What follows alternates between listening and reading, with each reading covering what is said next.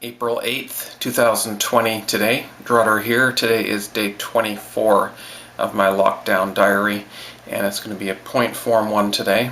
We have 89,000 total deaths at this point in the world, and Canada has 464 of those, with 48 being here in British Columbia. The home antibody tests that I mentioned a little while ago and said are vital, and we must have those distributed to as many people as possible once they are certain to be working properly, are not working properly, unfortunately. They're just not detecting things quite accurately enough. They do work, but they're not up to standards, I guess. And my worry here is that these people now, the government is being a gatekeeper of this, what was supposed to be a free market response. Antibody tests are already known to be safe. You can poke your finger, as long as you can poke your finger safely, get a drop of blood onto the thing, and there's nothing invasive, you're not injecting anything, etc. It's very safe for the patient. It's just a test of a drop of blood, and you can do it at home.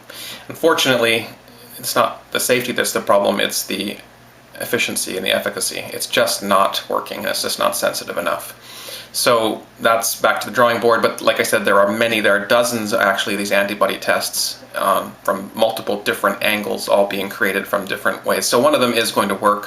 Hopefully that'll be very soon. And hopefully those will be out, because then that person that gets that antibody test and tests positive, i.e. they've already had it, that is hopefully anyway means that they are going to be able to move about and do things almost back to normal, at least with the degree of safety, because they know that they probably can't get it or give it to anyone else at that point.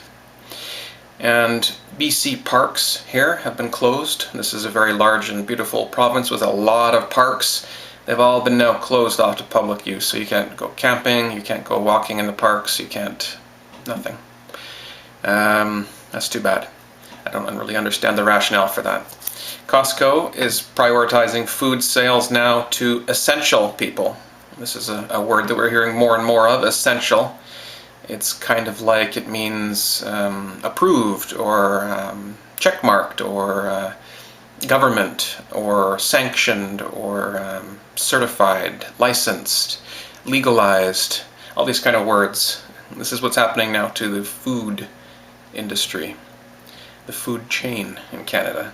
So only essential people get prioritized food access. Everyone else gets it after them. If there's none of them in the store, if the store is not full and all of them have been let in, then anyone else that's waiting in line that's not essential can then be allowed in one at a time.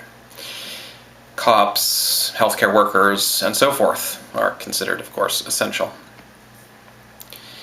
Trudeau now says that the state of normal that we have achieved now, whatever this is, this better not be normal. This is a temporary thing, in my opinion. It's got to be.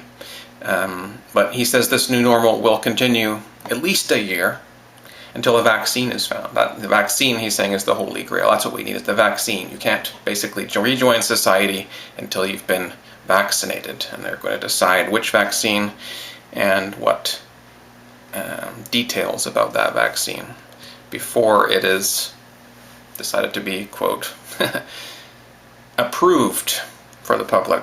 So this is a very controlled, centralized, almost maybe mandatory vaccine that's going to be coming if you want to participate in society anymore anyway. He says we really must double down on isolating to flatten that curve out. You've got to flatten that curve and slow down the assault on our healthcare system. He says that will be the fastest way to the peak. To me, that's the slowest way, actually. We're slowing down that peak. It's going to be the slowest way to the peak. But he said today, that's the fastest way through this. If you want to get through this, double down on that isolation, flatten that curve out even more. That's the fastest way through it. I'm not really sure on the logic on that one. And by definition, we're trying to slow it down, so that is not the fastest way through this. The fastest way would be the roughest way, which would be to take it all at once and see what happens.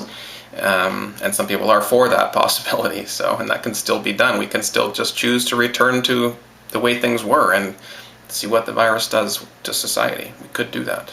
The 47-year-old man that I mentioned yesterday that died here in BC, He died at home. The details have come out now that he was very healthy.